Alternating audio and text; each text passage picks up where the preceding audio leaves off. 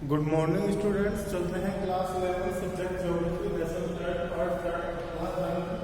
इससे पहले वाले पार्ट को में हमने भारत में अपवाद तंत्रों का विकास, हिमालय के अपवाद तंत्र का विकास, पूर्व मध्य नदियां, हिमालयी नदियों के विकास से संबंधित शिवालिक क्रम, विचारधारा, ऐतिहासिक नदियां, इन सब के विषय में अध्ययन किया था। किस तरीके से अपवाद तंत्रों का विकास हुआ और भविष्य में कैसे वो रूपांतरित होते हुए और उनका निर्माण हो रहा है।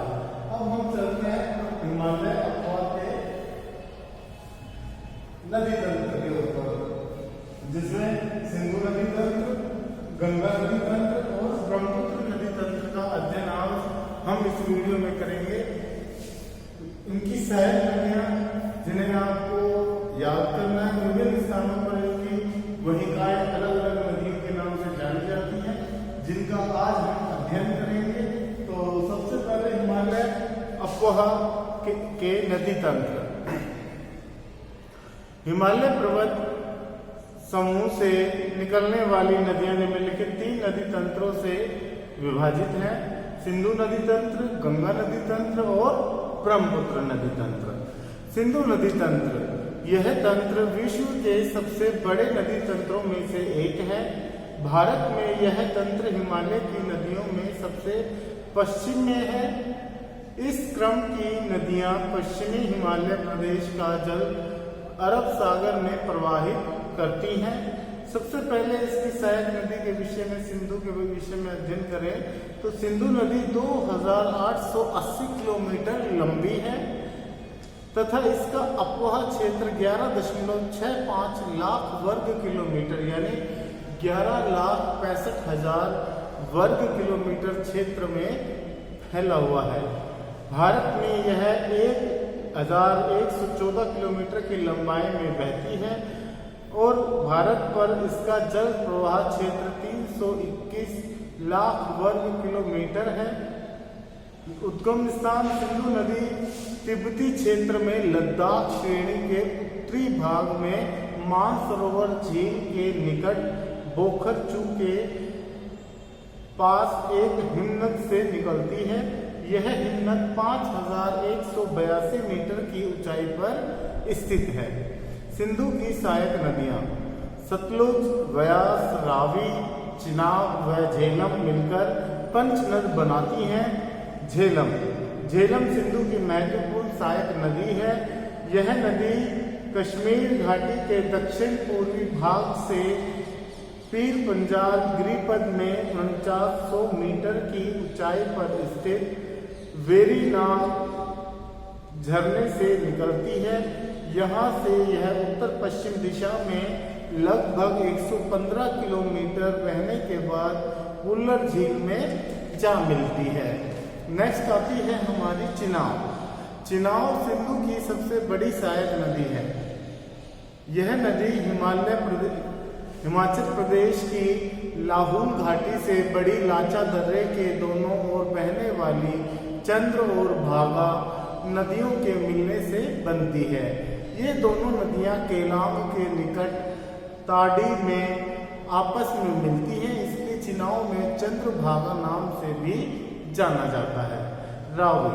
रावी सिंधु की एक अन्य महत्वपूर्ण सहायक नदी है। यह नदी हिमाचल प्रदेश की कुल्लू की पहाड़ियों में रोहतांग दर्रे के पश्चिम से निकलती है और राज्य की चंबा घाटी से बहती है।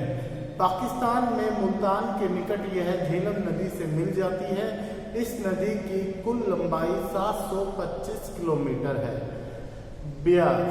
व्यास सिंधु की एक अन्य महत्वपूर्ण सहायक नदी है। यह नदी समुद्र तल से 4062 मीटर की ऊंचाई पर कुल्लू घाटी में रोहतांग दर्रे से दक्षिण में स्थित व्यास कुंड से निकलती है। इस नदी की लंबाई 460 किलोमीटर है। सतलुज, यह नदी तिब्बत में कैलाश पर्वत के दक्षिण में स्थित मानसरोवर झील के निकट राक्षस ताल से 4630 मीटर की ऊंचाई पर निकलती है। यहाँ इसे लांगचे ख्वाब के नाम से जाना जाता है। भारत में प्रवेश करने से पहले यह लगभग 400 किलोमीटर तक सिंधु नदी के समानांतर बहती है। विश्व प्रसिद्ध भाखड़ा नांगल बांध इसी नदी पर बना हुआ है तथा अन्य नेक्स्ट आता है हमारा गंगा नदी तंत्र।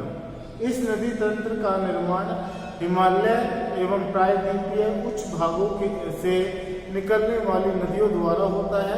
हिमालय के हिमाच्छादित भागों से आने वाली गंगा, यमुना, घाघरा, गंडक, गोमती तथा कोसी नदियां और प्रायद्वीपीय उच्च भागों से निकलने वाली चंबल, बेतवा, टोंस, केन, सोन इत्यादि नदियां गंगा नदी तंत्र का निर्माण करती हैं। तो सबसे पहले गंगा के विषय में अगर हम जानें तो गंगा का स्रोत उत्तराखंड के गढ़वाल हिमालय में स्थित गंगोत्री हिमनद है, जो केदारनाथ चोटी के उत्तर में गोमुख नामक स्थान पर 3900 मीटर की ऊंचाई पर है।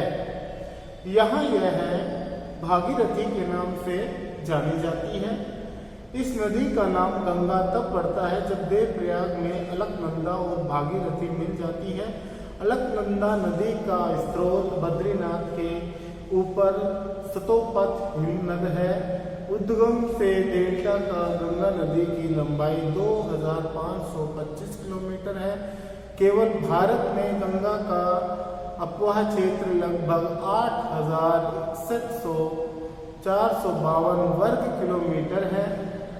8,61,452 वर्ग किलोमीटर है। डेल्टा मैदान में गंगा भागीरथी व हुगली के नाम से जानी जाती है। इसकी सहायक नदियों में अगर हम बात करें तो यमुना, यह गंगा नदी तंत्र की सबसे लंबी और सबसे पश्चिमी सहायक नदी है, जो हिमालय में बंदरपुर श्रेणी की पश्चिमी ढाल पर 6316 मीटर की ऊंचाई पर स्थित यमुनोत्री हिमनद से निकलती है। यह नदी ताजेवाल के स्थान पर मैदान में प्रवेश करती है। इलाहाबाद प्रयाग के निकट गंगा में मिलने तक इसकी लंबाई 1375 किलोमीटर है। चंबल, सिंधु और केन इसकी सहायक नदियां हैं। इसके बाद आता है चंबल। चंबल यमुना की प्रमुख सहायक नदी है। इसकी लंबाई 960 किलोमीटर है।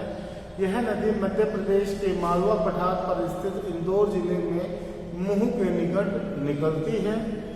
यहाँ से यह उत्तरमुखी होकर एक महाखंड से बहती हुई राजस्थान से कोटा जिले में पहुँचती है। इसकी सहायक नदियाँ काली, सिंध, सिवान, पार्वती है। इसके बाद आता है गंडक। यह नदी नेपाल, हिमालय में धौलगिरी व माउंट एवरेस्ट के बीच निकलती है। इसे नेपाल में अलीग्रामी कहते हैं। गंडक काली गंडक और त्रिशूली गंगा के नाम से भी जानी जाती है। ये नेक्स्ट आता है घाघरा। इसका दूसरा नाम सरयू है। इस नदी हिमालय के उत्तर में तिब्बत के पठार में स्थित मापचाचुंगा हिमनद से निकलती है। हिमालय व शिवालिक की श्रेणियों को पार करते समय घाघरा, तिला सेती व बेरी नामक सहायक नदियों का जल ग्रहण करने के बाद शीशा पानी में गहरी घाटियों का निर्माण करती है। नेक्स्ट आता है कोसी। यह गंगा की सबसे बड़ी सहायक नदी है। यह एक पूर्ववर्ती नदी है जिसकी मुख्य धारा अरुण नदी के नाम से हिमालय के माउंट एवरेस्ट के उत्तर में गोसाई थाना के निकट उत्पन्न होती है। यह एवरेस्ट और कंचनजंगा के बीच दक्षिण दिशा में बहती है। अरुण और कोसी नदी मिलकर सप्तकोसी बनाती है। मार्ग परिवर्तन और बाढ़ के लिए कुख्यात नदी को बिहार का शोक कहा जाता है। यह नदी 730 किलोमीटर लंबी है। रामगंगा। रामगंगा गढ़वाल की पहाड़ियों, नैनीताल, गैरसेन के निकट 3110 मीटर की ऊंचाई से निकलती है। यह अपेक्षाकृत छोटी नदी है जिसकी लंबाई 596 किलोमीटर है। शिवालिक को पार करने के बाद यह अथवा अपना मार्ग दक्षिण पश्चिम दिशा की ओर बनाती है। नेक्स्ट आता है दामोदर। दामोदर नदी झारखंड के पलामू जिले से निकलती है और छोटा नागपुर पठार के पूर्वी किनारे पर बहती हुई और ब्रज घाटी से होती हुई हुगली नदी में जा मिलती है। कभी बंगाल का शोक कही जाने वाली इस नदी को दामोदर घाटी कॉरपोरेशन नामक बहुउद्देशीय परियोजना के द्वारा वश में किया गया है। शारदा अथवा सरयू नेपाल हिमालय में मेरा हिम नदी से निकलती है। आरंभ में इसे गौरी गंगा कहते हैं। भारत नेपाल सीमा पर इसे काली नदी कहते हैं। महानंदा, यह गंगा की एक अन्य सहायक नदी है जो दार्जिलिंग पहाड़ियों से निकलती है। भारत में यह गंगा की बाएं तट की अंतिम सहायक नदी है।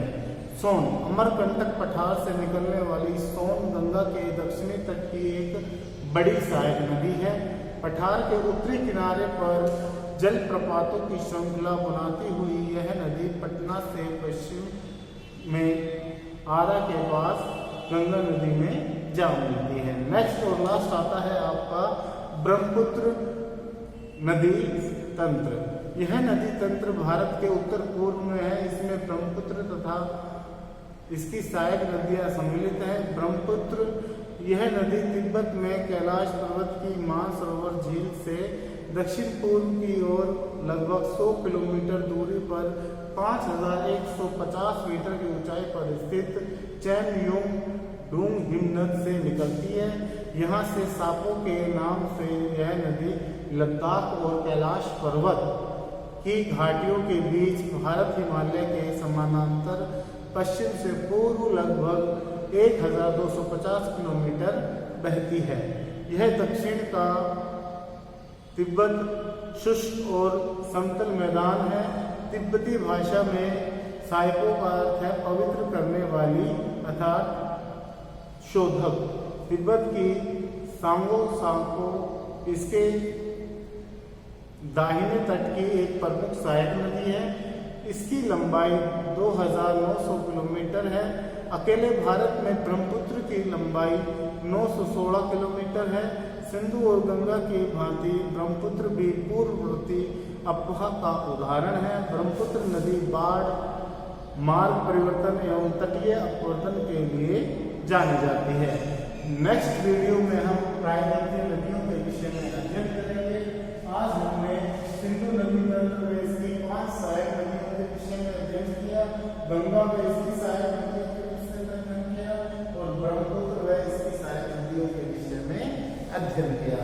नेक्स्ट वीडियो में हम प्रायद्वीपीय नदियों के विषय में अध्ययन करेंगे।